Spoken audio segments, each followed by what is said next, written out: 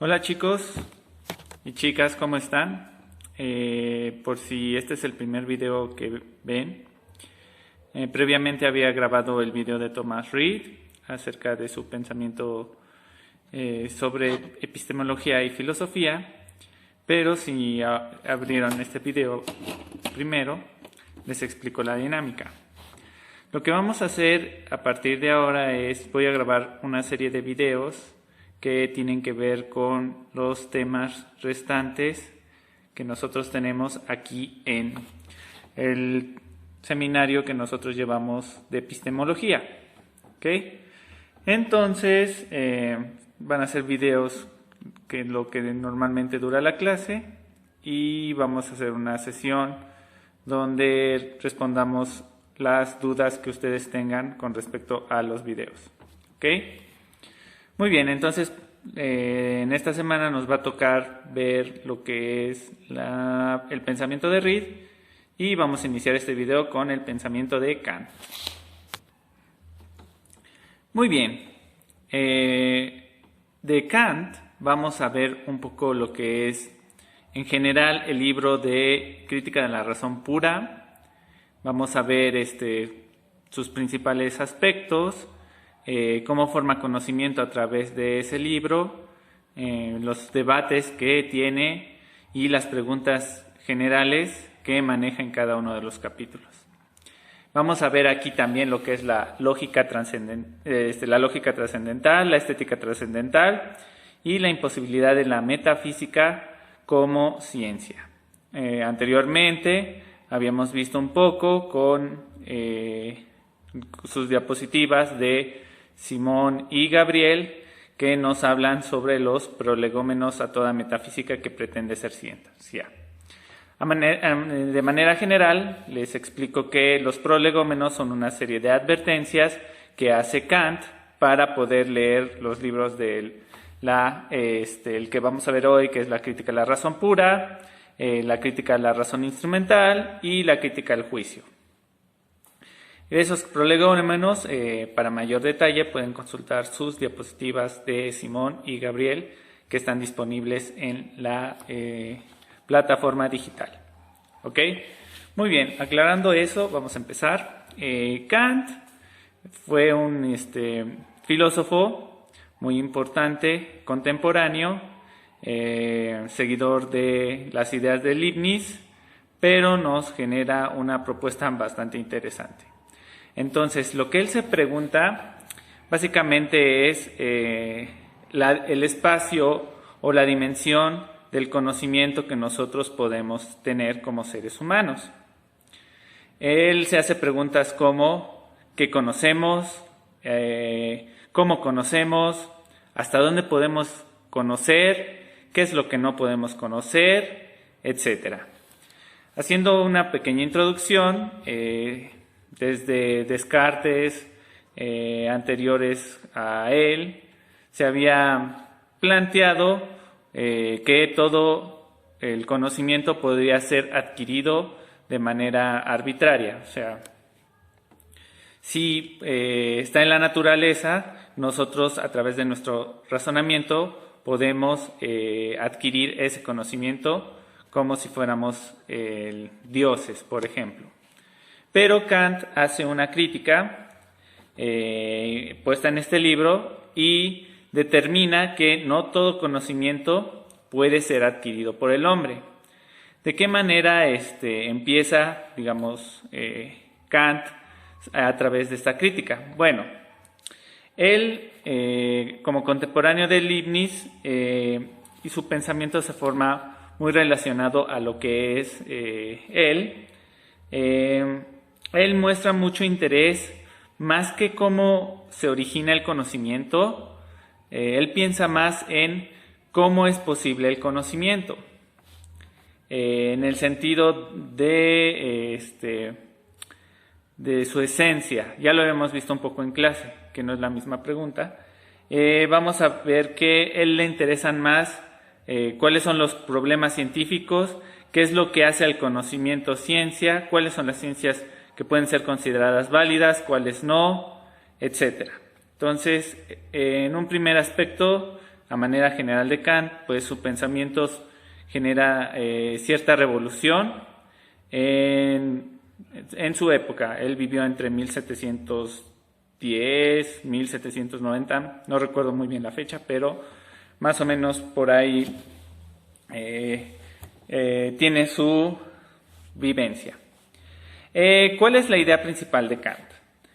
Bueno, en este libro Kant nos menciona que su pensamiento rompe con ideas establecidas de Hume, que ya lo habíamos visto en clase, al establecer límites al empirismo y el conocimiento humano. O sea, Hume lo habíamos visto, él como buen empírico, todo lo que podemos aprender por la experiencia es válido, pero señala muy bien, lo habíamos visto en clase, que todo podría ser adquirido. Entonces, aunque tengamos experiencia, esa experiencia la ve como de manera muy ilimitada. Kant hace una crítica un poco a ese aspecto y nos menciona que no todo conocimiento que proviene de la experiencia puede ser adquirido. ¿Ok? Y bueno, vamos a ver un poco cómo sigue, digamos, esta lógica. Algunos contemporáneos de él, también haciendo un señalamiento, creían mucho en la metafísica como forma científica. Kant hace una crítica también a ellos. Él no es muy fiel a las ideas de la metafísica, él se va un poco más a la idea de lo que es el empirismo, pero sin caer en extremos, y ve tiene una serie de ideas que nos remiten a la capacidad del ser y las limitaciones físicas y metafísicas. Si bien él no considera la metafísica como ciencia, pero sí considera la física y la matemática como ciencias. Entonces vamos a ver un poco lo que es esa distinción y cómo logra llegar a esa distinción. Ok, ¿cuál es el objetivo de la crítica? Okay. El objetivo de la crítica es establecer los fundamentos y las limitaciones del conocimiento. Es decir, cuáles son las bases con las que nosotros podemos conocer y hasta dónde nosotros podemos conocer. Entonces, de ahí, lo que hace Kant es establecer lo que les denominaría la ética trascendental, la estética trascendental, perdón, lo que es la lógica trascendental y la imposibilidad de la metafísica. ¿Okay? ¿De dónde parte la lectura? ¿Cuál es la principal pregunta que la lectura nos quiere mencionar? En una primera instancia, Kant lo que se pregunta es si podemos conocer, la capacidad de conocimiento. Entonces Kant lo que hace es centrar su pensamiento en el conocimiento humano y en sus limitaciones. Según Kant, antes de conocer todo tema filosófico, lo que nosotros debemos considerar es analizar cualquier otro, cómo conocemos y hasta qué punto es lícito que nosotros conozcamos. ¿Okay?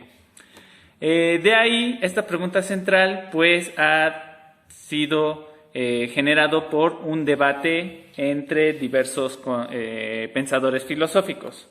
Por un lado tenemos a los defensores de las ideas innatas y por otro lado a los empiristas que defienden un poco lo que son las ideas adquiridas. Entonces, los racionalistas establecían que las ideas eran innatas. O sea, teníamos, ¿se acuerdan ustedes cuando lo veíamos en clase con uno de los autores empiristas? Que nosotros, no me acuerdo si era Locke, Hume, más o menos alguno de ellos, veíamos que pensaban que nosotros cuando nacemos con una hoja en blanco y que no tenemos ideas innatas. Este pensamiento que les acabo de mostrar es todo lo contrario. O sea, había pensadores racionalistas que establecían que nosotros antes de nacer o que en el proceso de nacer adquirimos algunas ideas ya preestablecidas que las denominan ideas innatas. Estas ideas innatas pueden ser ideas de supervivencia, ideas como comer, la idea de sueño, la idea de gatear, etcétera, que lo traemos, digamos, como una especie de respuesta genética, vamos a llamarlo así. Y bueno, por el otro lado tenemos a los empiristas, bueno, más radicales, que fueron liderados por Locke, que ellos no creían en las ideas innatas. Tenemos el grupo de Locke, Hume, Berkeley, todos aquellos autores nos mencionaban que ellos no creían en las ideas innatas, que todo lo que aprendemos es a través de la experiencia. Es decir, yo aprendo a taladrar, yo aprendo a martillar, eso para ellos, nosotros venimos en una idea como si fuéramos una hoja en blanco y que la experiencia va a ser nuestras impresiones, y en esa hoja en blanco vamos a tener las impresiones de todas esas actividades que nosotros vamos realizando conforme vamos creciendo. Yo aprendo a dibujar, yo aprendo a pintar, eso no viene por la naturaleza, eso lo voy adquiriendo. Entonces, a partir de este debate, de estas dos posturas, de lo que son los empiristas y los racionalistas, pues Kant se inserta un poco en una cuestión, digamos, estilo como lo que haría Suiza. Eso no es lo importante, él no considera tan importante el origen de las ideas, sino lo que él se centra es cómo generamos conocimiento. Entonces, de ahí, bueno, se preocupa más Kant por el conocimiento en sí, cómo se va desarrollando, más que cómo tenemos ideas. O sea, para Kant, independientemente de cómo tengamos ideas, hay ideas. Entonces, pero él, a través de esas ideas, pues bueno, establecemos conocimiento. Al fin y al cabo, las dos posturas establecen que hay un conocimiento. Pero Kant se lanza, digamos, el siguiente nivel y nos dice, bueno, ¿cómo es posible el conocimiento? Entonces, él lo que nos establece es que en lugar de discutir su origen, mejor hay que analizar el campo de conocimiento y su valor en las ciencias.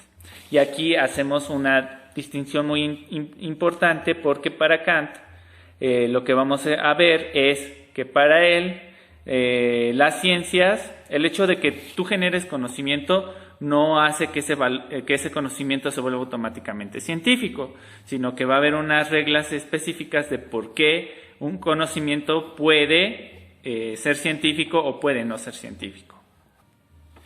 Entonces, Kant lo que hace es, bueno, en una primera parte de su introducción, pues maneja una serie de preguntas clave para que nosotros podamos entender su forma de pensamiento y cómo llegando, digamos, paso a paso, desenvolviendo esta serie de preguntas que se hace. ¿Okay? Él se hace preguntas del estilo de, bueno, ¿cómo conocemos? ¿Cómo es posible el conocimiento dentro de las ciencias? Y bueno, también, ¿cuáles son las condiciones de posibilidad de conocimiento científico verdadero? Entonces, bueno, en la parte introductoria lo que hace es establecer un poco, plantear un problema mucho más sólido, más aterrizado de todas estas cuestiones, y bueno, él nos empieza a lanzar una serie de ideas principales que lo vamos a ver, digamos, de manera un poco general en este curso. ¿Okay? Bueno, rescatando algunas ideas que hice en mis anotaciones, la primera de ellas que me pareció muy importante es que Kant establece una premisa, digamos, como base dentro de su pensamiento. ¿Okay? Esta premisa nos dice que cuando pensamos, lo hacemos por medio de juicios. Estos juicios los vamos a clasificar en 4. ¿Okay? Los juicios a priori, los juicios a posteriori, los juicios sintéticos y los juicios analíticos. Vamos a ver cada uno de este tipo de juicios. ¿Okay? Primero, los juicios a priori son aquellos que no dependen de la experiencia. Son juicios adquiridos, estilo 2 más 2 son 4, y los cuales denotan verdades aceptadas. Estos juicios, al mencionar por ejemplo 2 más 2 son 4, son juicios incuestionables y que tienen validez universal y son necesarios. Si tú vas a Japón, si tú vas a China, la ecuación es la misma e incluso no es necesario que tú hagas la operación mental tal cual, sino que tú ya la tienes impregnada y memorizada en tu cerebro. ¿Okay? A eso se refiere un poco lo que es Kant. Estas verdades para Kant, ¿qué características tienen? Bueno, nos dice que son verdades aceptadas por cualquier conciencia racional y tienen una serie de características.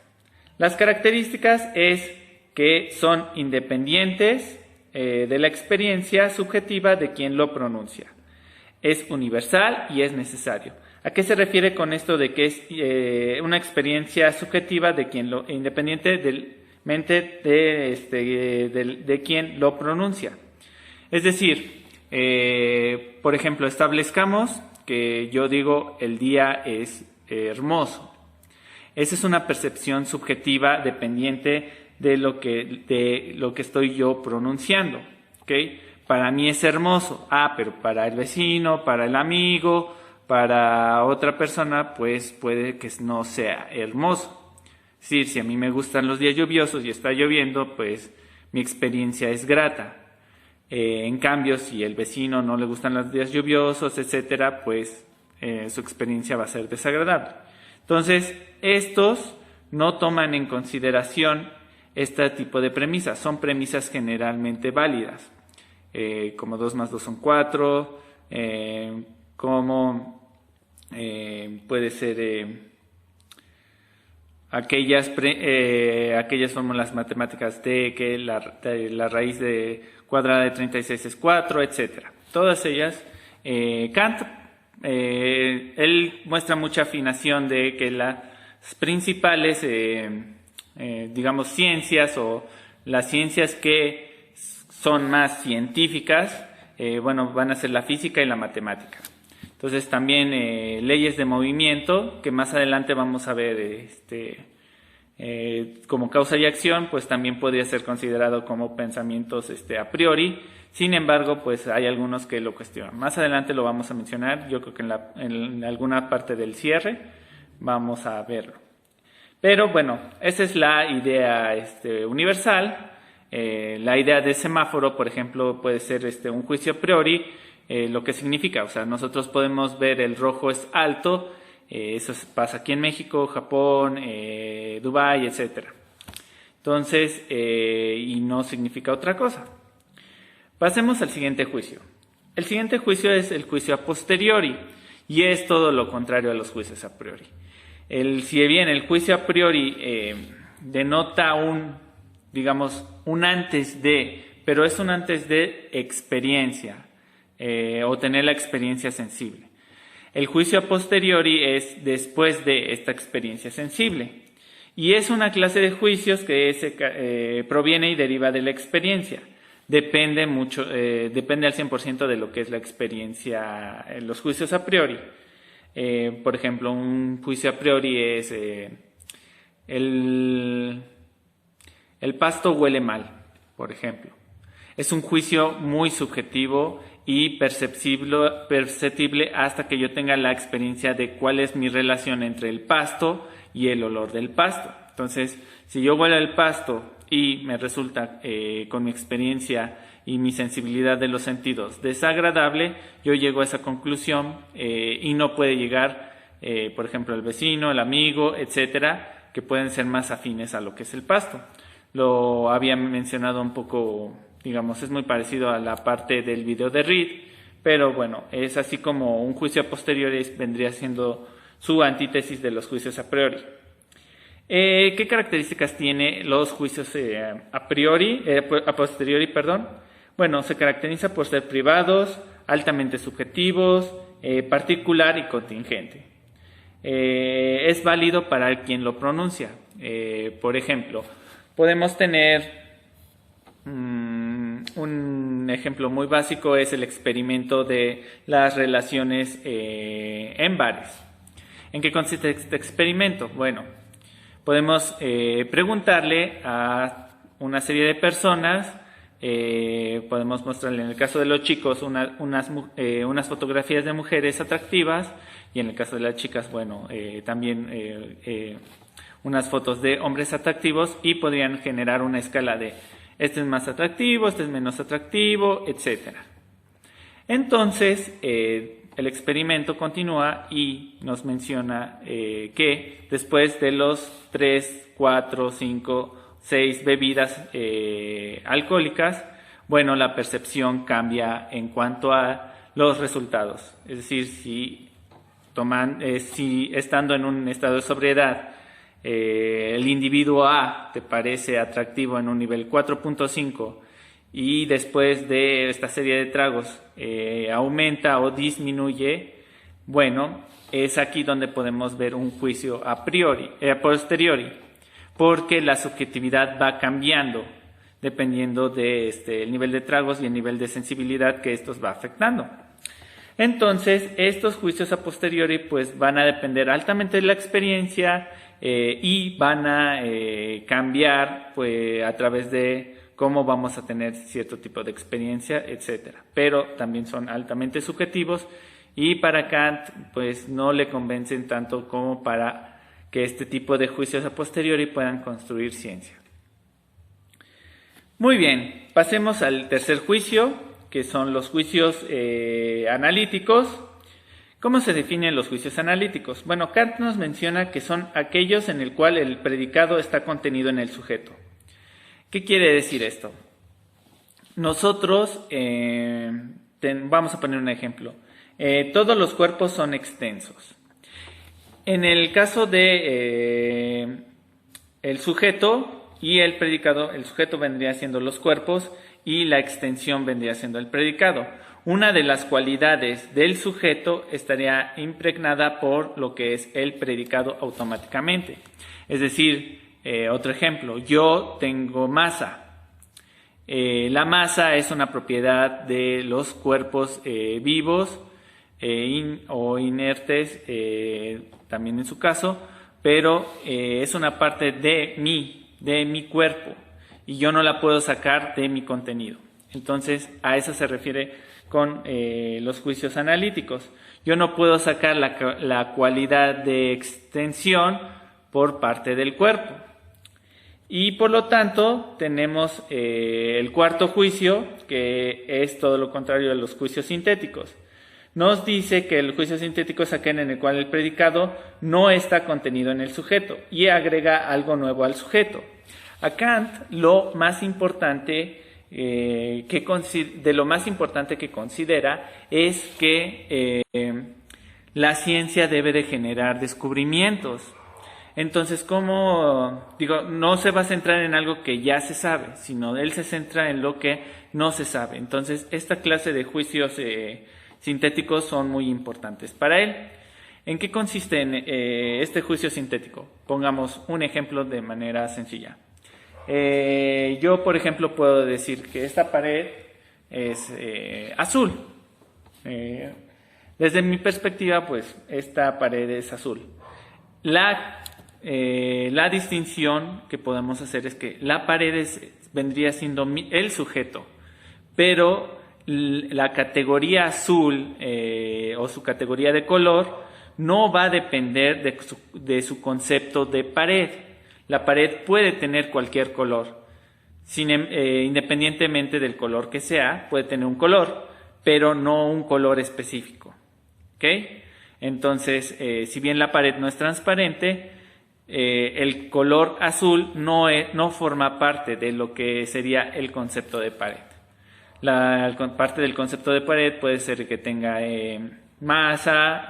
cierta rigurosidad, etcétera, pero digamos que lo que Kant hace como cosa muy importante es hacer una distinción en lo que es la cosa en sí y lo que es las propiedades o la percepción de que nosotros tenemos de las cosas.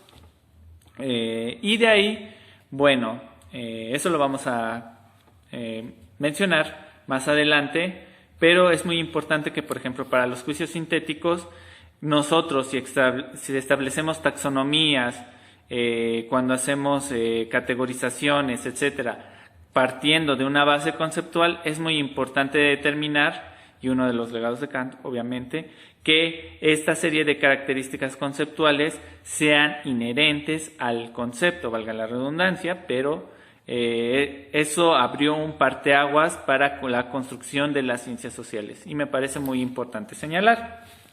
Ok, para no desviarnos tanto, ya que tenemos esta parte de los juicios sintéticos, juicios analíticos, juicios a priori y juicios a posteriori, para Kant, ¿cuáles son los que le importan? Y bueno, él nos menciona que los juicios que tienen validez científica son los sintéticos a priori. Son sintéticos porque se busca descubrir lo nuevo, como ya lo había mencionado un poco antes, y son a priori porque se busca su universalidad y certidumbre. Él abre esta idea de modernidad y es muy positivista, tiene una lógica muy positivista, me atrevería a decir que es un parteaguas para ese pensamiento de los paradigmas, la construcción de paradigma científico, y bueno, él lo que busca es más que nada que si tú generas conocimiento que se denomine como verdadero, pues debe de tener una serie de características, y él menciona 3, que es la universalidad, que es necesario y que es nuevo. Entonces, eso para ustedes que van empezando un poco en la parte de la filosofía y la epistemología en su quinto semestre, pues yo les sugiero que presten mucha atención, porque de aquí va a haber una contraparte de empezar a cuestionar estas ideas de Kant, y de ahí esos resultados de ese cuestionamiento pues nos derivamos en ideas postmodernistas, etc. Pero al menos ahorita Kant abre como parteaguas este tipo de pensamiento. ¿Ok? Muy bien. Para Kant, ¿cuál es el problema central? Yo la resumí como una especie de pregunta en ese aspecto y nos menciona que ¿cómo es posible que los juicios sintéticos que encontramos en la ciencia sean a la vez a priori?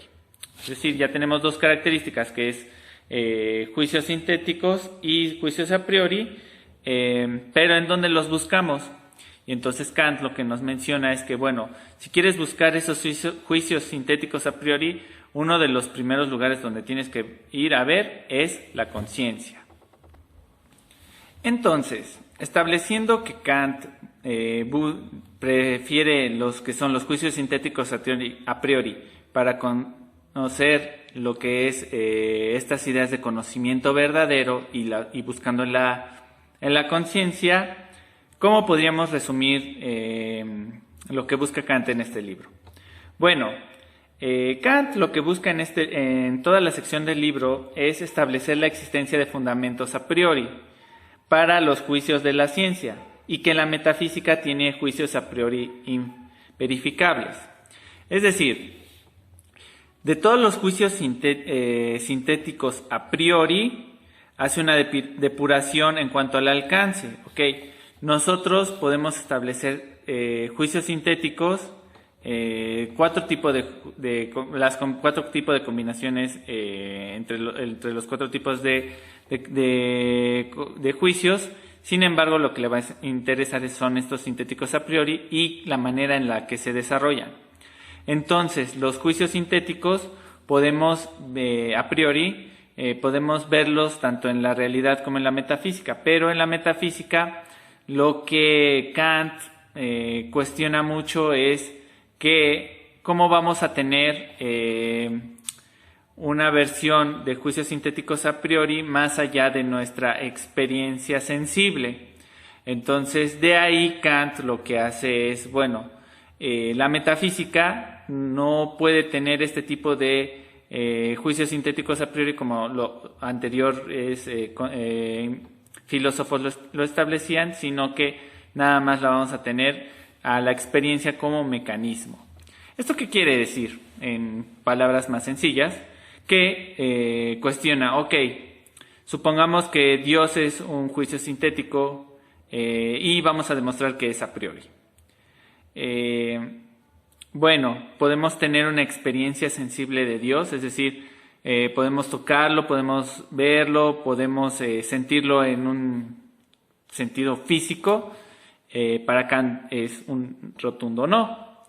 Entonces él establece que, por ejemplo, hay conceptos como alma, como Dios, como lo trascendental o seres trascendentales, que van más allá de que si bien son conocimiento y podemos identificarlo, no es un conocimiento que podamos determinar como verdadero ni válido. Entonces eso lo deja todo al campo de la metafísica. Y de ahí, bueno, también establece el mecanismo de que, bueno, si esto lo hace en la última parte, en la imposibilidad de la metafísica, de, bueno, si Dios existe o Dios existe, ¿cómo podría existir? O en una manera científica y cómo no. Entonces, ya en la tercera parte ahondaremos un poco más al respecto, pero de entrada establece que digamos que las ciencias van a utilizar los juicios sintéticos a priori y a través del procedimiento kantiano podemos demostrar su veracidad y que habrá ciencias que tendrán mayor facilidad, como lo es la física matemática, y habrá algunas que estarán intermedias, como serían las ciencias sociales, y unas que no se considerarían ciencias, como lo sería la teología y algunas de sus ramificaciones. Entonces, de ahí, también Kant lo que nos menciona es que también otro punto muy importante es que ya estableció que podemos conocer. Nuestra capacidad de conocimiento se divide en estos 4 juicios. La posibilidad de conocimiento científico nada más se da en los juicios sintéticos a priori, y también lanza otra pregunta de, bueno, ya que conocemos, ¿hasta dónde podemos conocer y qué es lo que no podemos conocer? Entonces, él establece también en esta parte introductoria lo que son los límites del conocimiento. En este libro lo que se establece es cómo son posibles los juicios sintéticos a priori en las matemáticas, en la parte de lo que vendría siendo la estética trascendental, cómo es posible en la física, que vendría siendo en la lógica trascendental, que es la segunda parte, y en la tercera, cómo dejan de ser posibles en la metafísica, es decir, hasta dónde estamos bien en física, en matemáticas, en física, y cómo de física a lo que vendría siendo la metafísica, cómo se llega a romper, a desquebrajar los juicios sintéticos a priori que no permiten generar estos conocimientos verdaderos. Y bueno, eso es la parte introductoria. Vamos a ahondar un poco en lo que es en esta parte de sujeto y objeto, porque me parece que es un punto para que podamos avanzar más en el capitulado que hay que aclarar. Para Kant, él nos menciona, él hace una distinción, él ve la relación que veíamos un poco en clase entre sujeto y objeto de conocimiento. Pero Kant lo que hace es establecer como una especie de categoría.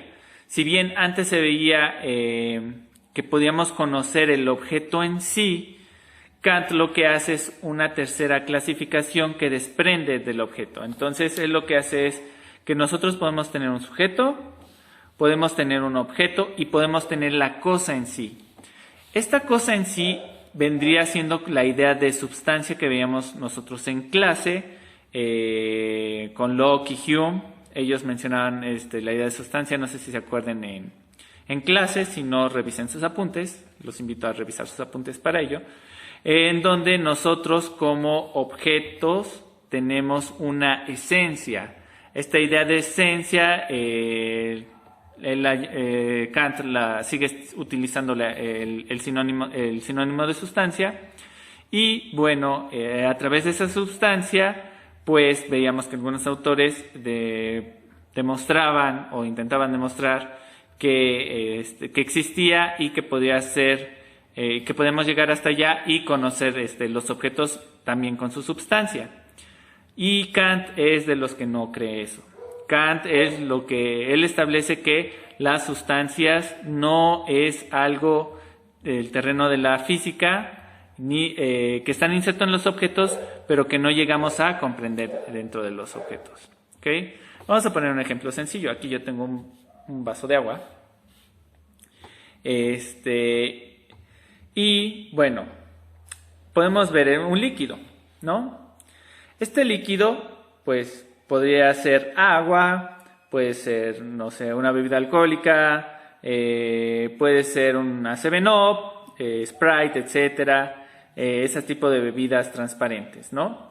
Entonces, la esencia, vamos a poner que la idea de substancia o esencia es que es líquida, ¿ok? Podemos saber hasta cierto punto que la sustancia es líquida, sin embargo, desde su posición no pueden determinar qué tipo de bebida es. Por ejemplo, yo les puedo decir, bueno, esto es agua, pero si ustedes no pueden probar desde sus casas esta bebida, pues en realidad no puede ser verificable y por lo tanto no es una verdad que se considere en términos absolutos o verificable. Entonces, si bien yo les puedo decir, bueno, es agua, pues cae eso en una idea de creencia y no en una idea de conocimiento.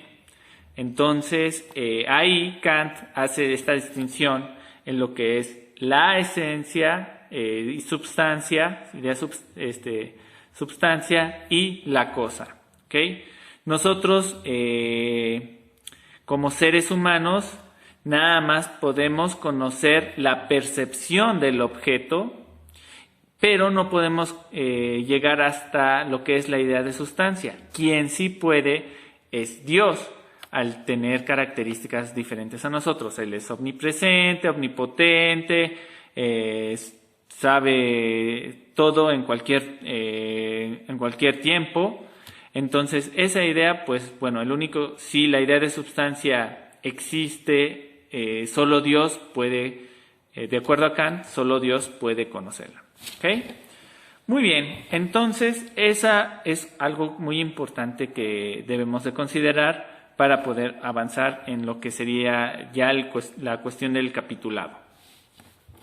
Muy bien, el capitulado, como ya lo he mencionado, se divide en 3: la estética trascendental, la lógica trascendental y la imposibilidad de la metafísica. Entonces vamos a ver la idea de lo que es la estética trascendental. Digamos, el propósito de lo que es la estética trascendental es que inicia Kant con la posibilidad, estableciendo la posibilidad de los juicios sintéticos a priori. Él empieza a argumentar y justificar de por qué sí son posibles. Esto centrado más en el plano de las matemáticas y que nos llevan a generar algunos principios de sensibilidad. La sensibilidad ya lo hemos visto. Kant si bien no es un empirista radical, reconoce la importancia de la experiencia y nosotros a través de la sensibilidad podemos generar percepciones de las cosas y de ahí empezar a generar ideas y por lo tanto también conocimiento. Ok, para ello haremos vamos a dar la definición de lo que es la estética y lo que es lo trascendental. Entonces, para Kant, ¿qué es la estética? Para Kant, la estética no tiene que ver con las cuestiones de lo bello, lo atractivo, que en un lenguaje un poco más común daría a entender eso. No, Kant lo que hace es se desvía un poco de esa idea y la aterriza en la cuestión de la sensibilidad, específicamente las cuestiones de la sensación. O sea, la estética tiene que ver con las sensaciones que nosotros percibimos. Entonces, a la hora de establecer nuestra relación sujeto-objeto, hay un canal, y ese canal, para que nosotros podamos recibir información, serían las experiencias sensibles. Y eso es a lo que se refiere con su idea de estética. En cuanto a sus ideas de lo trascendental, bueno, ¿qué es para Kant lo trascendental? Él nos dice que son todos los conocimientos de los modos a priori de conocer objeto.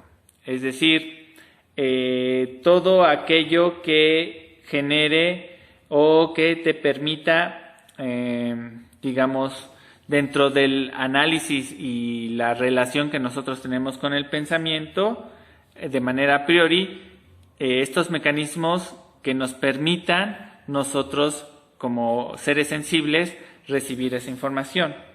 Entonces, para Kant, a eso se refiere con lo que es lo estético y lo trascendental. Entonces, para dar una definición de estética trascendental según Kant, podemos establecer que es el análisis de las condiciones a priori de posibilidad de conocimiento sensible. Entonces, ahí lo que establece en esta definición es que, bueno, sí, o sea, ciencias como las matemáticas, la física, las ciencias exactas son más propensas a las ideas kantianas más que las ideas de ciencias sociales o incluso la teología, por ejemplo. Pero sí reconoce que bajo esa lógica sí se pueden reconocer a las ciencias sociales como ciencias, tal vez no tan científicas como las ciencias exactas para Kant, que más adelante, bueno, la discusión de la cientificidad de las ciencias sociales ha avanzado, pero en este momento en el que vive Kant, pues son las ciencias más científicas, la lógica y la matemática. Entonces, bueno, ya estableciendo la estética trascendental, Kant nos menciona que existen dos condiciones para que exista esta estética trascendental. Primero, las intuiciones de espacio-tiempo y, bueno, estas ideas de intuición de espacio-tiempo, vamos a hacer un paréntesis porque Kant ve el espacio y tiempo no de una manera, digamos, tradicional o muy acostumbrada a lo que nosotros percibiríamos como espacio-tiempo. Para Kant es un poco más importante lo que es esta idea de tiempo más que de espacio. Kant lo que establece es que él no se va a centrar tanto en las cuestiones de las cosas, sino él va a dar apertura a las ideas de los fenómenos, que es muy importante para nosotros que los estudiosos de las ciencias sociales hablamos más de fenómenos sociales que de cosas sociales. Ahí hay una diferencia muy importante. Entonces, los fenómenos sociales para Kant, bueno, los fenómenos en general, para Kant lo que hace es establecer que en una primera instancia dos condiciones que deben tener los fenómenos es que se desenvuelven en un espacio y en un tiempo. Pero ese espacio y tiempo es un espacio y un tiempo condicionado a lo que vendría siendo una actividad más humana. Vamos a poner un ejemplo. Digamos, ¿qué es lo que nos haría diferentes a Dios y al hombre? Una de las cuestiones que nos haríamos diferentes es que nosotros nos movemos a través del tiempo. Somos seres que vamos avanzando, transformando, cambiando, etcétera, a lo largo del tiempo. Presentamos un estado de niñez, un estado de juventud, un estado de adultez, de vejez y al final fallecemos. Eso hace que nuestro tiempo tenga una lógica dinámica. Para Kant, Dios no tendría una lógica dinámica, sería una lógica estética. Dios está presente de la misma manera a lo largo de todo el tiempo, pero para él el tiempo sería infinito y por lo tanto no habría una transformación.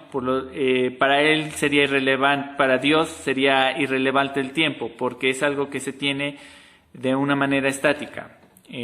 Aquí a Kant hace esta distinción, digamos, un poco filosófica, bueno, no muy filosófica, siendo sinceros, de las cuestiones del tiempo. Entonces Kant lo que hace es que el tiempo es, al igual que el espacio, un recurso que nosotros, que está inherente dentro de lo que son los fenómenos.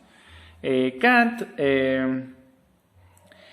nos menciona que a través del espacio y tiempo nosotros se nos pueden presentar las formas sensibles y que son intuiciones. O sea, no sé si ustedes a lo largo de su vida han visto que hay una distinción entre un tiempo concreto y un tiempo abstracto.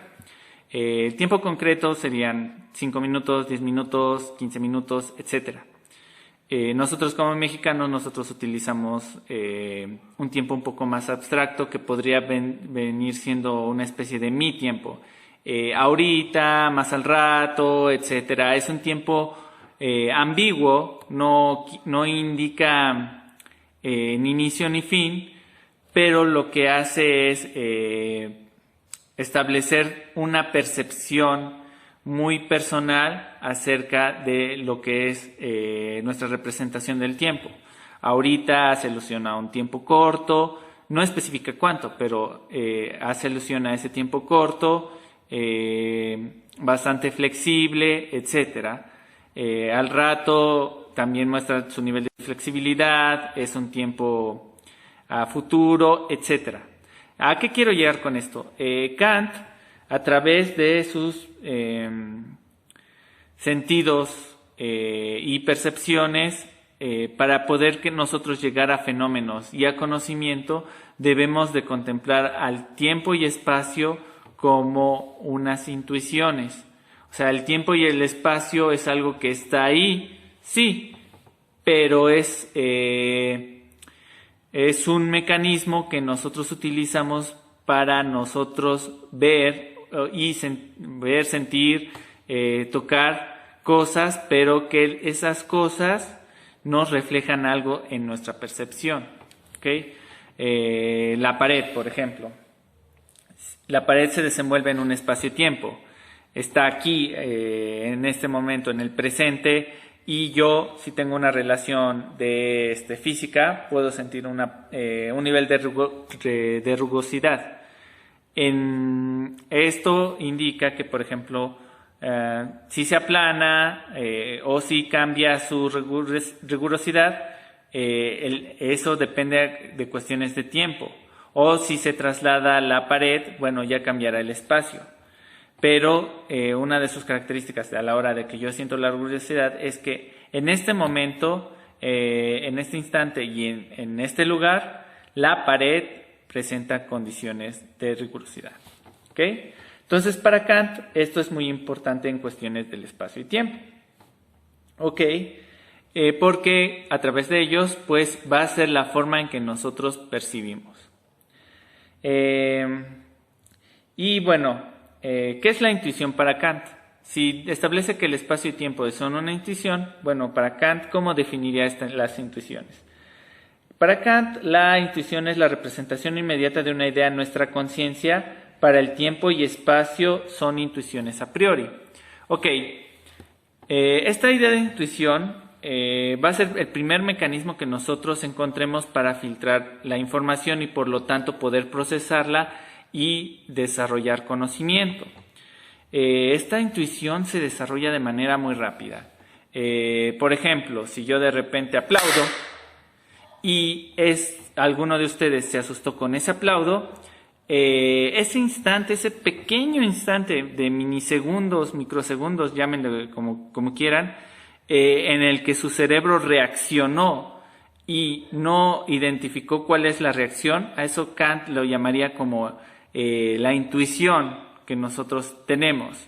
Ya después procesaríamos esa intuición. Bueno, aplaudí de manera muy rápida, me espantó, desperté y vi que que bueno, era debido a un aplauso que se genera a través del choque de las manos, etcétera, pero ese momento es previo, es posterior.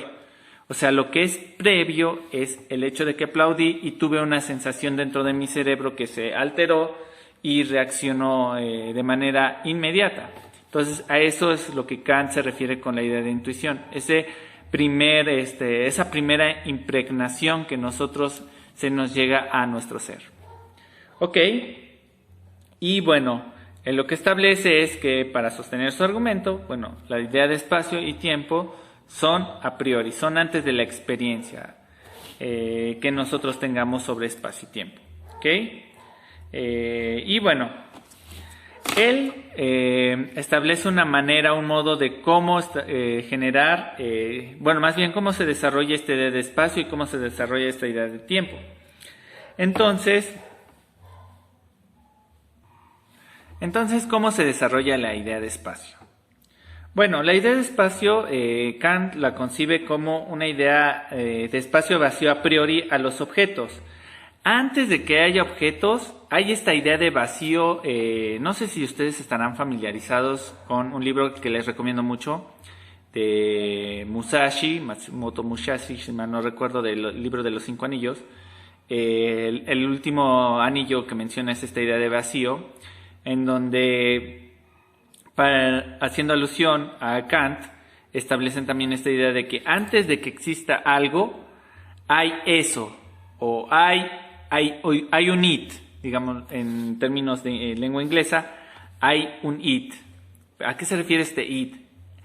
Para Kant es la idea de espacio-tiempo, o sea, los objetos no pueden existir sin un espacio y un tiempo, o sea, se desenvuelven dentro de él.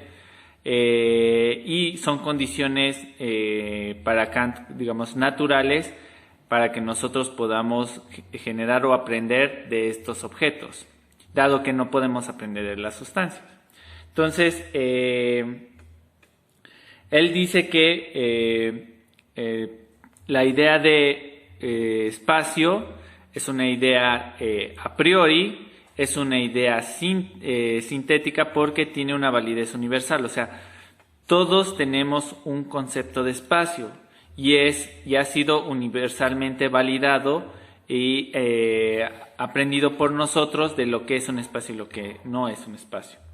Y tenemos una parte complementaria que es el tiempo. Para Kant, ¿cómo se desarrolla el tiempo?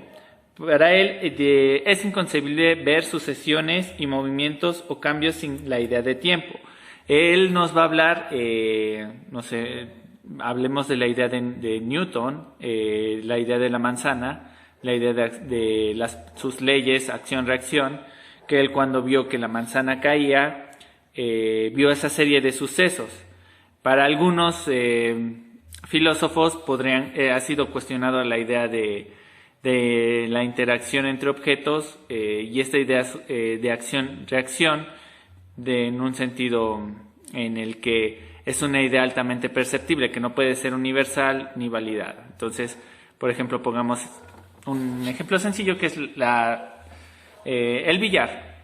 Nosotros podemos ver a través del billar, cuando nosotros empujamos una bola de billar hacia otra, de acuerdo con Newton, veríamos esta serie de sucesión de eventos, que la bola avanza, choca con la otra y que ese choque es lo que genera la fuerza necesaria para que se mueva. Entonces, algunos de sus retractores cuestionan eso y dicen, bueno, es que yo no veo nada, yo nada más veo que chocan, o veo el movimiento de uno, pero el movimiento de uno no puede explicar el movimiento de otro, o sea, yo nada más percibo esto y ya. Entonces Kant, él sí sigue esta lógica un poco más newtoniana. Él sí nos habla de que nosotros a través de la percepción podemos ver sucesos o acontecimientos que responden a ciertos estímulos lógicos, y que estos estímulos lógicos se van a ver a través del tiempo. Regresamos al ejemplo que yo les mencionaba anteriormente sobre esta idea de estaticidad o avance del tiempo, que en lo que nosotros los humanos, nosotros sí nos podemos mover a través del tiempo, del espacio, vamos cambiando.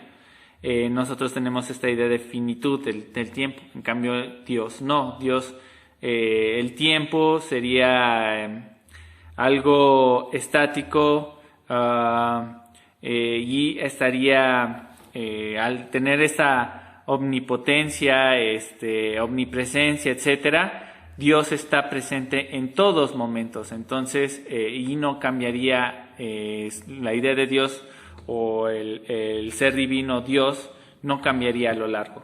Entonces Kant es así como lo persigue, y bueno, también nos menciona que al igual que el espacio, pues es una idea, llamémosle universal, necesaria y con cierto nivel de pureza.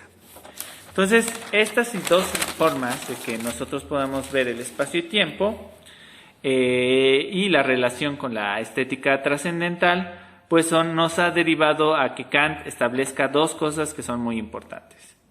Primero, nuestra sensibilidad tiene fundamentos universales y necesarios. Y dos, las ciencias basadas en nociones espacio-tiempo tienen fundamentos y bases universales y necesarios con fundamentos verdaderos.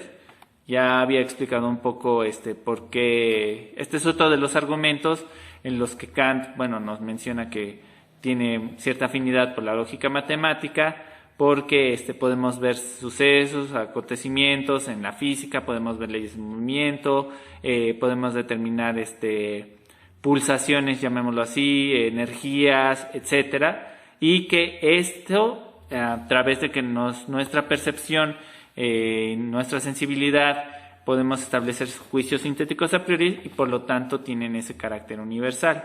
Entonces sí, para Kant habría ciencias, bajo estas dos premisas, pues habría ciencias más científicas y menos científicas si se siguen con estas dos establecimientos. ¿Ok? Muy bien. Para Kant también hace una distinción. Espacio y tiempo tienen una disimilitud bastante importante. Esta diferencia o disimilitud es que en tanto el espacio, la intuición de espacio se limita a una región escasa de fenómenos, la intuición de tiempo habla de todos los fenómenos. Es decir, por ejemplo, espacio siempre lo acotamos con mi jardín, mi casa, mi trabajo, mi motocicleta, mi auto, etcétera. Todos esos, esos objetos están delimitados dentro de un espacio específico. Podemos verlo también en el caso de los países, Francia, Italia, etcétera. Van a tener lo que tener un trabajo, van a tener una delimitación específica. Cuando hablamos de región también hablamos de una limitación específica, y dentro van a suceder algunos sucesos, valga la redundancia, que no van a pasar en otro espacio.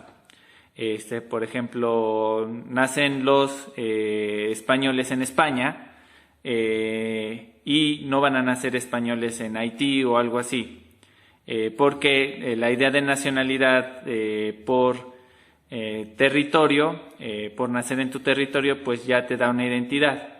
Entonces, puedes adquirir tu nacionalidad por volviéndote natural, pero la idea es que en dentro de una serie de lugares van a ocurrir ciertos acontecimientos y que no van a ocurrir en otros acontecimientos. Es muy difícil que, haya un maremoto en Pachuca porque no tiene playas. Entonces, la idea de maremotos va a ocurrir en ciertos lugares y en otros no. En cambio, la idea de tiempo, él nos va a hablar de que todos los fenómenos si bien no todos los fenómenos se desenvuelven en el mismo espacio, todos los fenómenos se van a desenvolver a través del tiempo. Entonces, ahí establece una idea de lo que es el aquí y ahora, esta idea es bastante moderna en su tiempo y va a encajar muy bien con la forma de pensamiento que surge en los 1700, a lo largo de 1700. Entonces, esa distinción para Kant es muy importante, y a través del capítulo, va desarrollando de la estética trascendental, cómo se va estableciendo así puntualmente, va a introducir un poco más la categoría de juicios, lo que es la categorización, la idea de fenómenos, etcétera. Pero en esta primera parte considero que lo más importante es establecer cómo quedamos con la idea de espacio y tiempo y cómo a través de la idea de espacio y tiempo nosotros vamos a tener interacciones que puedan ser consideradas con juicios sintéticos a priori y que las podamos transformar en conocimiento. Y bueno, ¿a qué llega Kant en esta parte de lo que es la estética trascendental?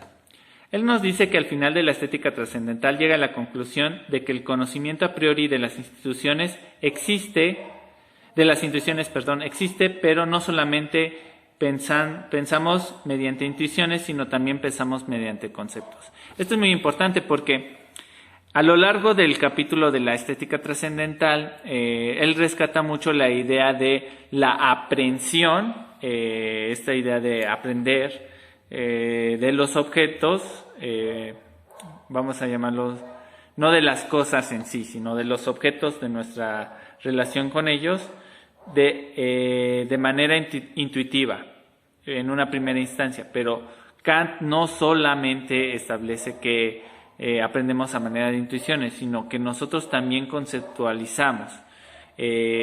Nosotros tenemos estos conceptos, como lo podría ser el amor, la amistad, el odio, la avaricia, todos ellos también podemos generar este conocimiento. Entonces, ya digamos que esta idea de intuición cierra una primera parte y abre una segunda parte. Esta idea de cómo desarrollamos mediante conceptos lo vemos en el segundo apartado de lo que es la lógica trascendental. ¿Ok? ¿Qué es la lógica trascendental? Bueno, Kant nos dice que es aquel estudio que analiza la pureza de los conceptos. Para Kant es muy importante que no se mezclen en esta idea de lógica trascendental el proceso de sensibilidad. Él nos dice que el conocimiento tiene dos fuentes. Primero, la capacidad de recibir las representaciones y la facultad de percibir esas representaciones. Es decir, una cosa es que nosotros tengamos esa disponibilidad en una primera instancia de lo que es que se nos presenten las representaciones, y otra es que de esas representaciones que están, nosotros podamos percibirlas. ¿Okay? De ahí, bueno, en el capítulo lo que nos hace es que centra su atención en lo que es analizar cuáles son los fundamentos a priori de nuestros razonamientos basados en conceptos. ¿Okay? ¿Cómo es esto? Okay, muy bien. Vamos paso por paso. Aquí en mis anotaciones hice algunos desgloses que considero que pueden ser como muy fáciles de entender esta descripción de cómo logra que a través también de los conceptos podamos generar estos fundamentos a priori. Ok, primero, Kant parte de la noción de que nuestros razonamientos conceptuales se expresan en juicios. No sé si yo supongo que en preparatoria habrán llevado también filosofía, y ahí Kant vemos los juicios categóricos, los de cualidad, cuantidad, etcétera. Vamos a mencionarlos, yo creo que sería prudente recordarlos cada uno de ellos, pero a través de estos juicios es donde se inserta la categoría, si se insertan en la categoría adecuada, es decir, hay una relación correcta, lo que Kant llamaría correcta, entre los juicios y las categorías. Si se insertan bien, nosotros podemos producir conocimientos conceptuales. Y de ahí, al final podemos demostrar que estos conceptos siguen siendo a priori. ¿Okay?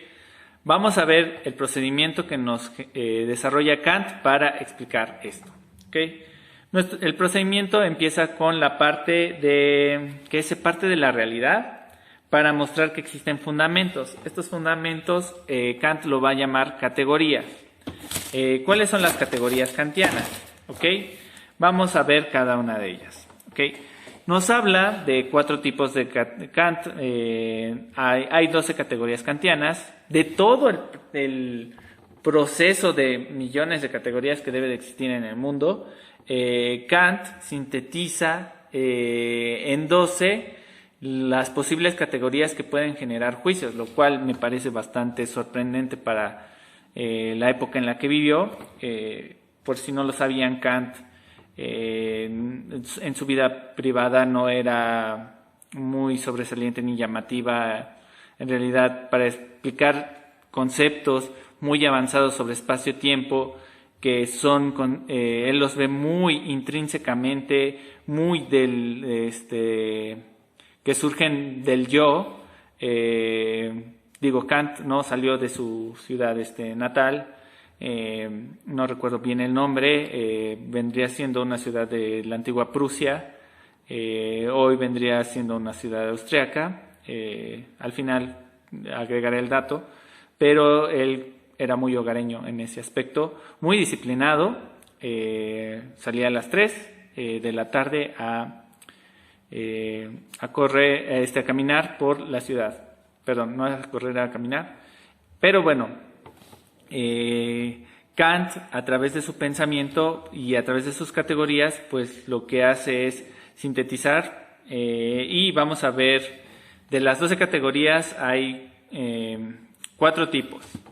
Nos habla de la categoría de cualidad, cuantidad, relación y modalidad.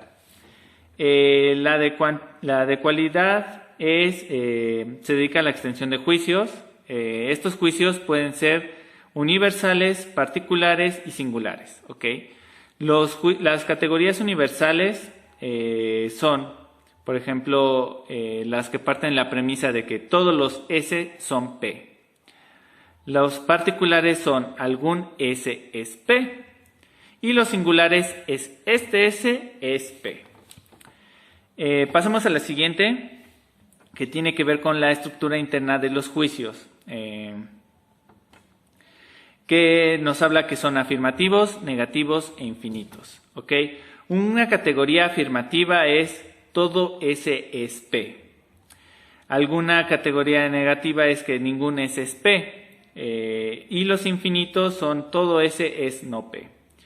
Todas estas categorías nos hablan de una relación entre, llamémoslo, cualidad necesaria y objeto. Y nosotros, a través de esta relación que se van uniendo, nosotros podemos establecer ciertas condicionantes. Entonces, sigamos con las categorías y profundizaremos al respecto. La tercera categoría serían las cuestiones de relación. En ellas, el sujeto y predicado están dentro de los juicios. Aquí podemos distinguir 3, que son los categóricos, en donde todo S debe ser P; los hipotéticos, en donde si S, entonces P, que lo vemos como condicionales en matemáticas, y disyuntivos, en donde S es o P o Q. Y por último tenemos los juicios de modalidad. Estos nos hablan del grado de verdad en los juicios. De aquí podemos tener los problemáticos, los asertóricos y los apódicos. Los problemáticos son S puede ser P. Los asertóricos, S es probablemente P, que esto se utiliza mucho para construir hipótesis estadísticas. Y apódicos, que S es necesariamente P, en donde P es condición necesaria de S, valga la redundancia, y sin S no hay P.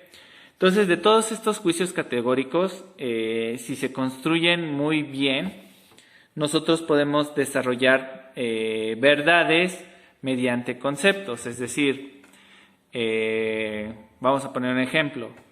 Según Kant, podría construirse una verdad absoluta, digamos la absoluta, universal. Por ejemplo, si nosotros establecemos que toda casa tiene una puerta, que vendría siendo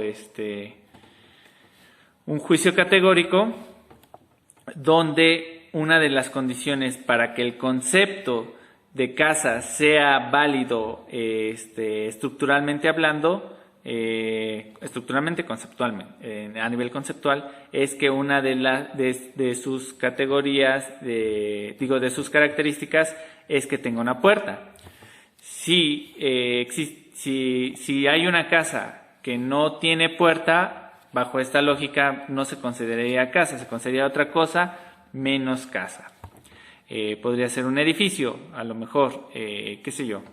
Pero bajo esta lógica, el concepto casa presenta una serie de características que se unen para construir el concepto en sí. Entonces, esta es una visión bastante muy científica de cómo construir conceptos a través de categorías. Y estas características que presentan los conceptos, pues algunas podemos determinar que son necesarias conceptualmente y otras no. Por ejemplo, puedo decir que el término confianza, una de sus características es que tenga prudencia a la hora del emisor de establecer la relación entre emisor y receptor, que puede ser el que confía y en el que se deposita la confianza, el trustee y el truster, en términos anglosajones, que establecerían que esta característica es algo necesario para que alguien desarrolle un concepto de confianza que sea validado universalmente. Por ejemplo, el concepto de políticas públicas, podemos hablar de que el procedimiento, muy a la Luis F. Aguilar, una de sus características es que hay un apartado de implementación de políticas. Entonces, para hablar conceptualmente del concepto de políticas públicas, desglosaremos cada una de sus características, que es planteamiento de problema, diseño de políticas, implementación, retroalimentación de políticas, evaluación, etcétera.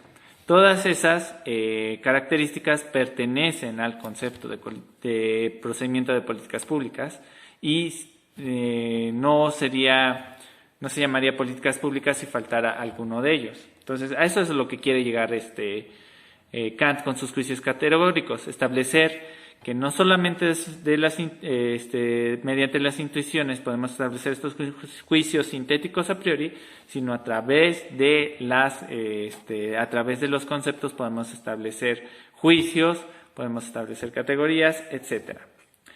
Y bueno, también nos lanza otra tabla complementaria de las formas de juzgar. Básicamente tienen que ver son muy parecidas por cantidad, cualidad, relación y modalidad. Nos establecen, por ejemplo, en el caso de la cantidad, nos establece unidad, pluralidad, totalidad. Cualidad nos habla de la relación o esencia, negación, limitación, la relación sustancia-accidente, causalidad, que ya lo hemos visto con el ejemplo de Isaac Newton y su ley de movimiento, la reciprocidad entre agente y paciente, y los de modalidad, que son la posibilidad o imposibilidad, existencia o no existencia, necesidad o contingencia.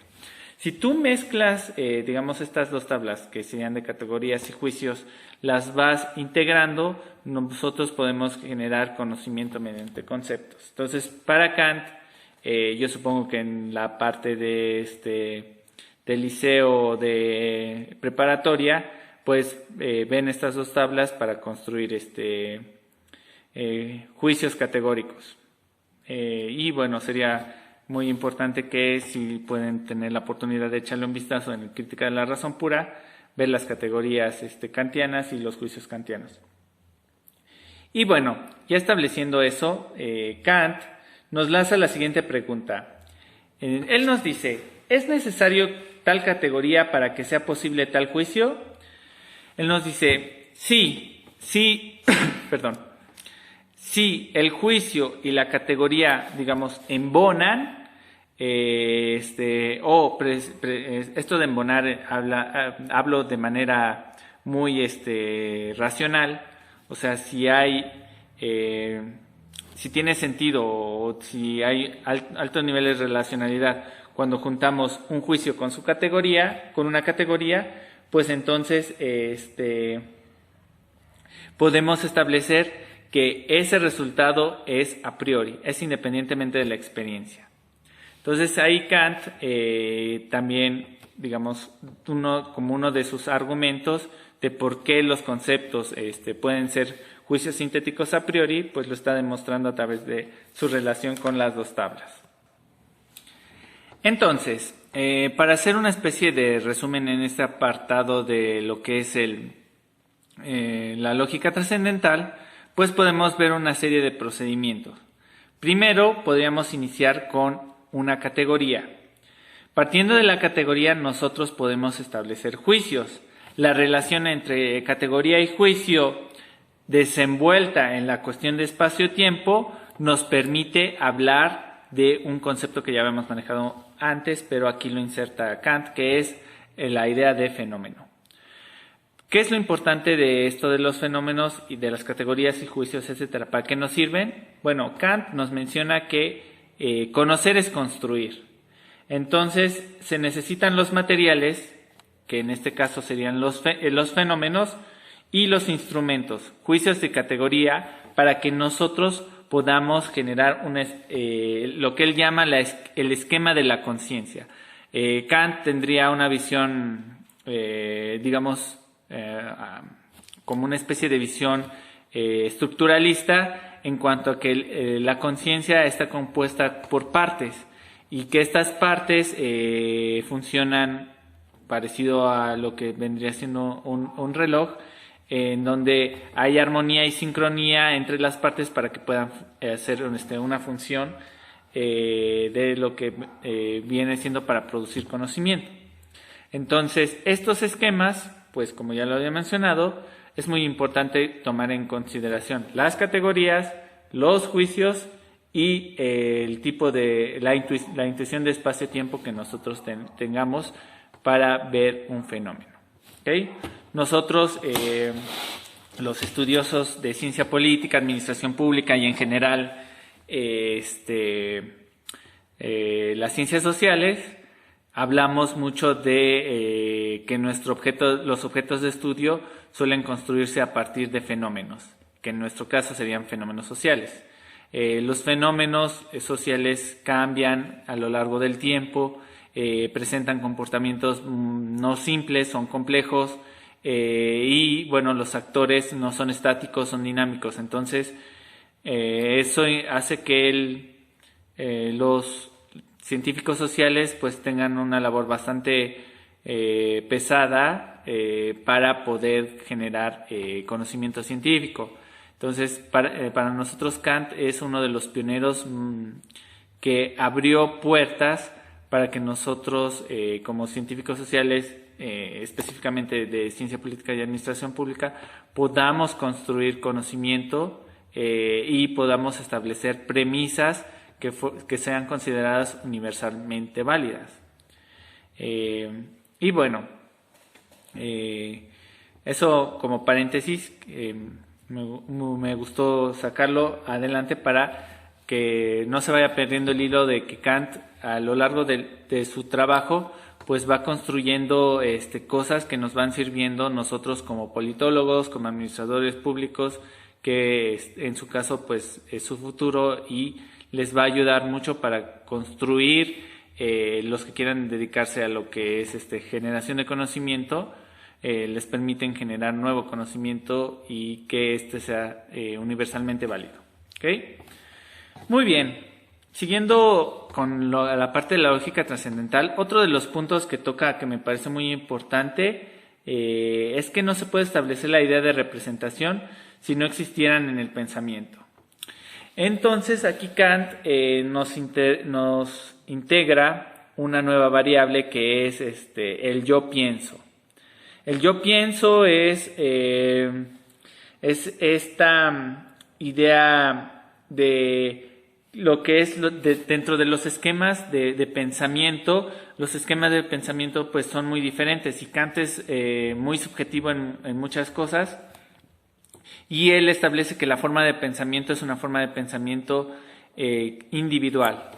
Ya lo habíamos visto un poco con los empiristas. Bueno, cada quien tiene sus experiencias sensibles individuales y por lo tanto construye conocimiento conforme ellas. Kant sigue también esa misma lógica, o sea, quien construye pensamiento es yo, pero yo no, digamos que no toda nuestra alma o no todas las almas humanas son iguales, sino que tienen características diferentes y de ahí la construcción de pensamiento pues es diferente. Entonces, Kant todo esto que les estoy mencionando pues lo llama el yo pienso. Y bueno, ¿qué es el yo pienso? Kant nos da una definición, nos dice que es la manera de cómo se articula y sintetiza el pensamiento. Esta manera, como nosotros tenemos una especie de esquemas mentales que se moldean de acuerdo a nuestras experiencias.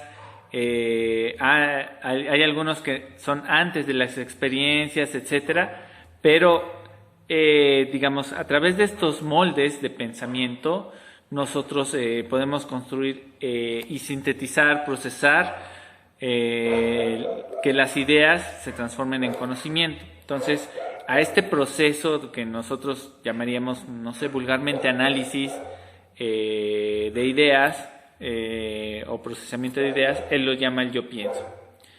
Y bueno, ¿qué es lo importante de este yo pienso? Él nos menciona algunos puntos muy importantes. El primero es que, por ejemplo, los esquemas de pensamiento establecen una relación entre categorías abstractas y la experiencia concreta. El yo pienso, a través de Kant, nosotros podemos ver que para que las categorías abstractas y la experiencia concreta embonen,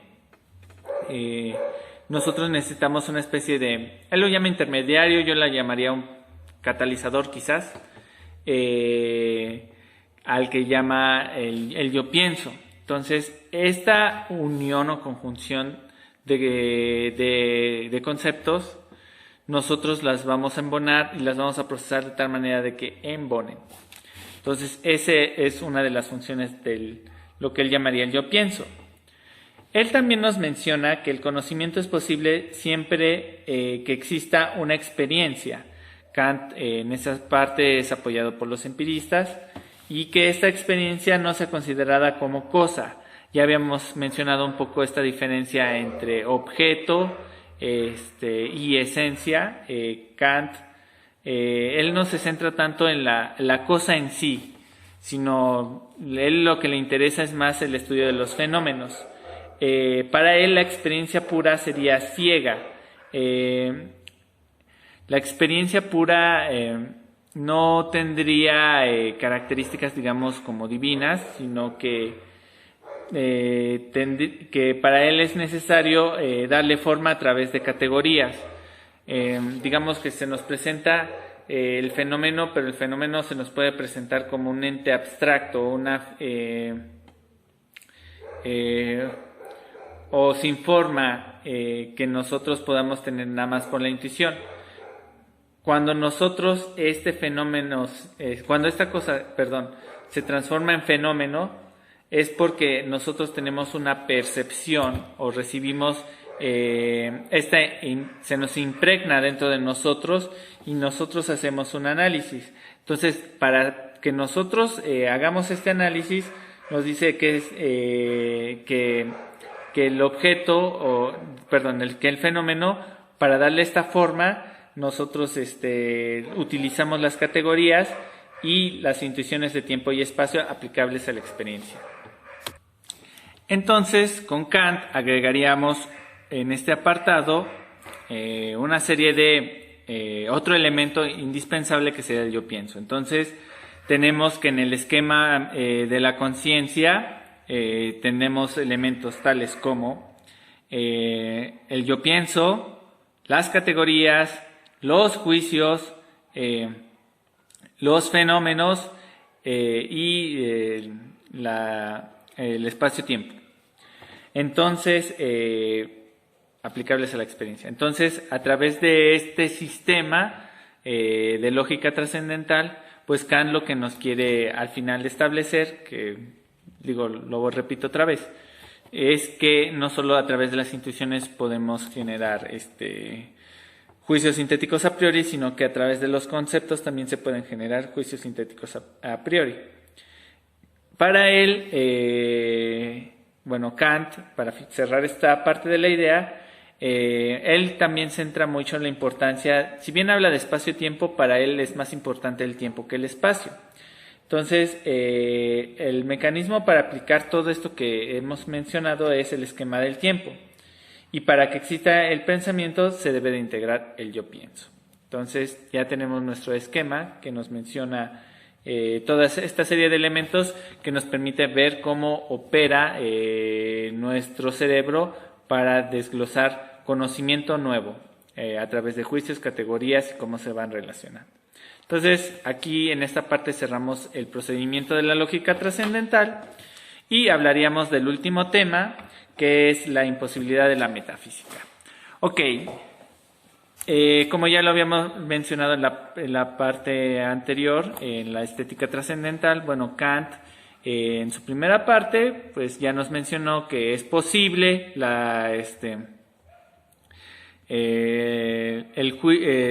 los conocimientos a priori mediante juicios de conocimiento sintético a priori y que nos van a permitir esto ver en las matemáticas. En la segunda parte vimos las cuestiones de la física y hasta aquí hemos visto que el conocimiento sí es posible y cómo es posible.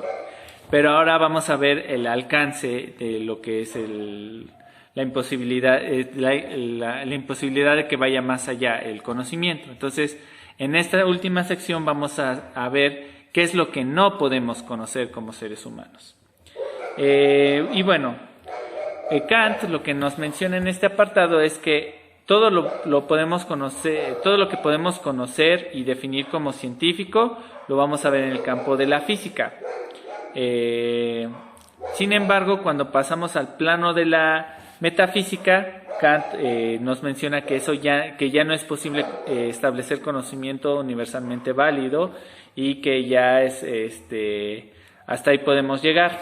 Entonces, ya les había comentado un poco la idea de sustancia. Para Kant, la sustancia de las cosas, lo que vendría siendo la cosa en sí, es algo que es imposible que nosotros conozcamos. Les pongo el ejemplo de, les pregunto a ustedes si alguno tiene pareja o tiene una relación sentimental. Les preguntaría ahorita, no sé, son la 1 de la mañana más o menos, ¿qué está haciendo ahorita? Esto con la finalidad de que quedaría mejor el ejercicio si su pareja en estos momentos no estuviera con ustedes, y vamos a suponer que no está con ustedes. ¿Saben a ciencia cierta qué está haciendo? Sí, efectivamente, la respuesta es no. No saben lo que están haciendo porque están suponiendo lo que se supone que haría, valga la redundancia, lo que estarían haciendo. Sin embargo, no hay una certeza porque ustedes, como seres humanos, no tienen esta capacidad omnipresente de saber qué está haciendo su pareja los 365 días al año, las 24 horas, etcétera. O sea, hasta ahí, en este punto, Kant nos menciona que hay conocimiento que no es posible por nuestra misma condición humana. Entonces, en este apartado de la imposibilidad de la metafísica, Kant no solo quiere saber la posibilidad del conocimiento puro, sino determinar sus límites. Y ahí, en esos límites, es cuando empieza el campo de la metafísica. Para Kant, él nos menciona que la metafísica no es ciencia, porque si afirmas Dios existe o el mundo es eterno, no hay una experiencia aplicable. Es decir, Kant lo que nos establece, hay una verificación empírica de que existe un Dios. O sea, tú en tu mente puedes concebir la idea de un Dios y tiene unas ciertas características. Es benevolente, omnipresente, te quiere de manera incondicional, etcétera, ¿no? Pero, se ha presentado físicamente Dios ante ti, entonces Kant es ahí donde cuestiona esa serie de aseveraciones. O sea, Dios, si es tan omnipresente, podemos llegar a tener una experiencia sensible, y Kant dice, no podemos tener una experiencia sensible en cuanto a cuando hablamos de Dios, o no podemos tener una experiencia sensible en cuanto a lo infinito. O sea, es infinito algo. Si decimos que el universo es infinito, nosotros no podemos concebir la infinitud, si existe esa palabra, espero que sí, la infinitud del universo. O sea, no lo podemos percibir, somos tan pequeños en cuestiones del universo. Entonces Kant llega a ese problema. Entonces él hace una diferencia entre fenómenos y noumenos. Los fenómenos, bueno, son los que los establece básicamente en cuestiones de la física, tienen que ver más con objetos establecidos, digamos, su característica principal son los objetos percibidos. Y los noumenos tienen que ver con la cosa en sí, esta idea de la sustancia que nosotros veíamos a lo largo de esta presentación. Bueno, él hace una distinción y dice que no son lo mismo y que hay que estudiar más los fenómenos porque son los que podemos con ellos construir ciencia, y con los noumenos no. Con los noumenos no podemos construir ciencia. Y bueno, ¿cuál es el punto central de este último apartado de la imposibilidad de la metafísica? Él nos establece una serie de razones por las que no se puede existir el conocimiento de la metafísica. Entonces, Kant, a manera, digamos, muy resumida, voy a establecer los tres problemas.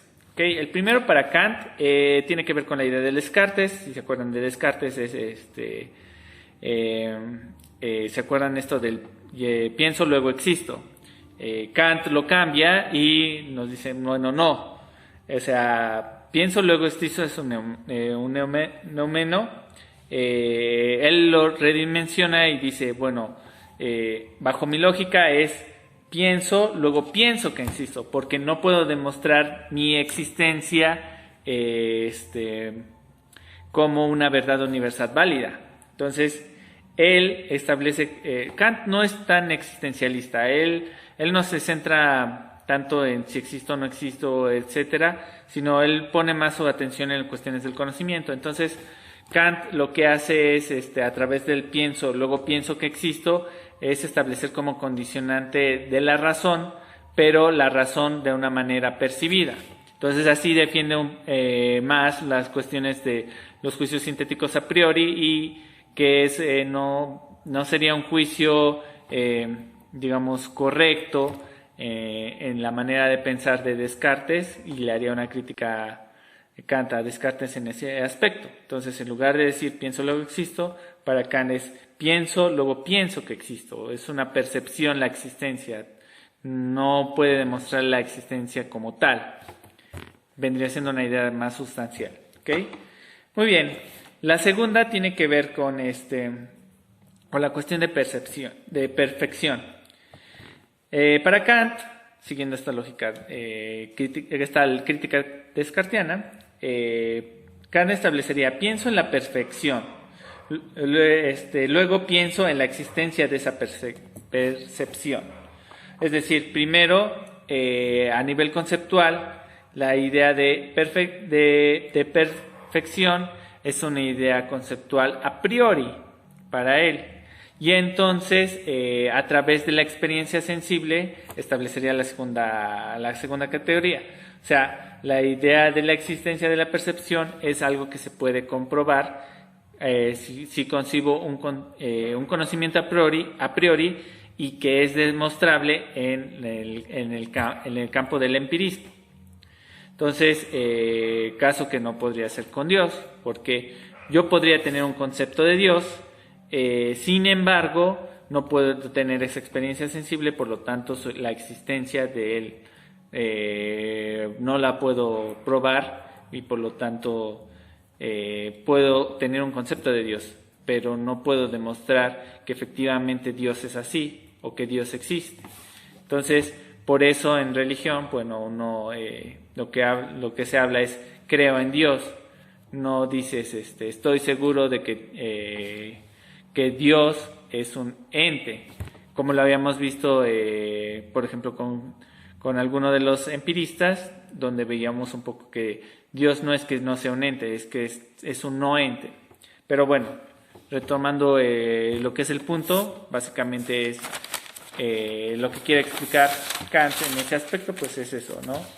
La demostración empírica de las cosas. Por lo tanto, la metafísica, no puede, si bien puede tener conceptos, no son empíricamente demostrables. Y por último, Kant nos establece que no hay conocimiento metafísico de la realidad cósmica. Lo que nosotros podemos tener es, si bien vamos a ver a la metafísica, digamos, como por capas o dimensiones, digamos, habrá personas que crean en otras dimensiones o en planos existenciales diferentes, donde, no sé, nuestro cuerpo pueda desprenderse y acceder a otro tipo de plano. Pues Kant establece que esos planos no pueden ser demostrables de manera empírica, y entonces, por lo tanto, no podemos generar conocimiento a través de esa realidad. ¿Okay? Entonces, a través de estos puntos, lo que sería la estética trascendental, la lógica trascendental y la imposibilidad de metafísica, pues Kant establece su propio esquema de qué podemos conocer, qué conocimiento puede ser validado de manera universal o, digamos, científicamente válido, qué conocimiento es científicamente válido y hasta dónde llega nuestro conocimiento como seres humanos.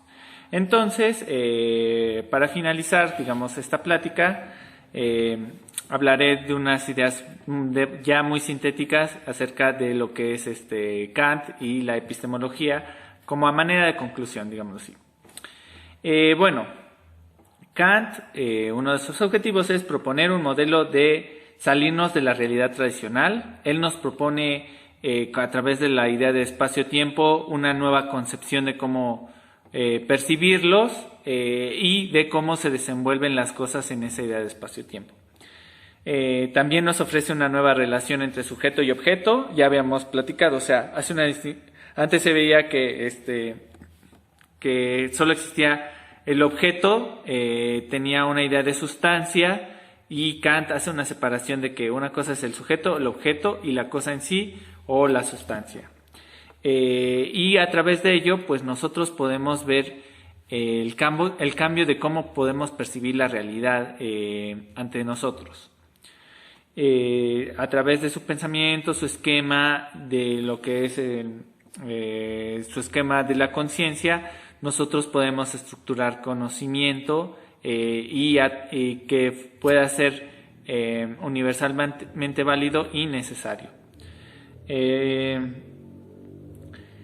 También nos habla, muy importante, Kant nos habla de que el ser humano es un ser que cuestiona.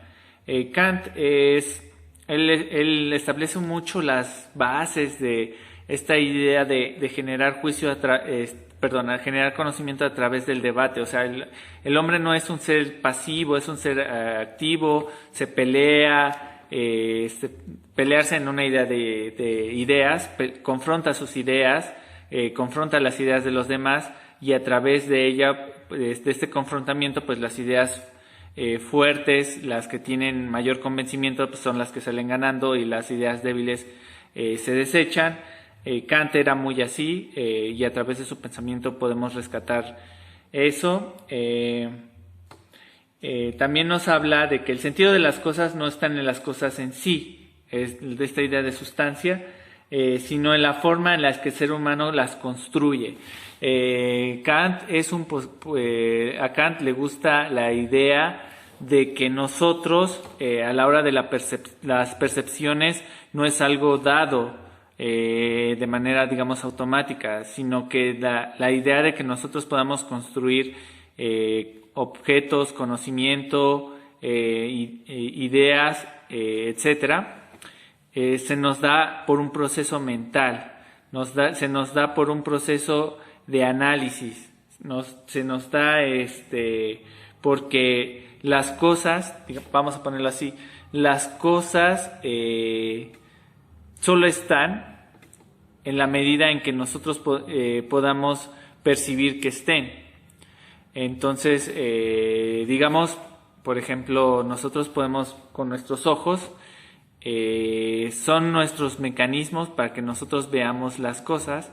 Sin embargo, hay una relación entre ojo, cerebro, en la que nos permite ver la distorsión y corrección de las cosas. ¿Se acuerdan de este ejemplo de cómo recibimos nosotros las imágenes, ¿no? En la que nosotros vemos que a través de nuestro punto hay una serie de convergimiento en donde la imagen nos queda al revés. No recuerdo muy bien el fenómeno físico, pero a través de esta imagen al revés, cómo nosotros la componemos. Entonces la imagen que nosotros recibimos a través del ojo y que se proyecta después del ojo, que nos queda al revés, nosotros las componemos a través del esquema de nuestro cerebro. Entonces Kant nos menciona también algo muy importante, en que las cosas no están en lo que son, sino están en lo que somos. Kant, a través de su pensamiento, él es muy rescata la importancia de la individualidad.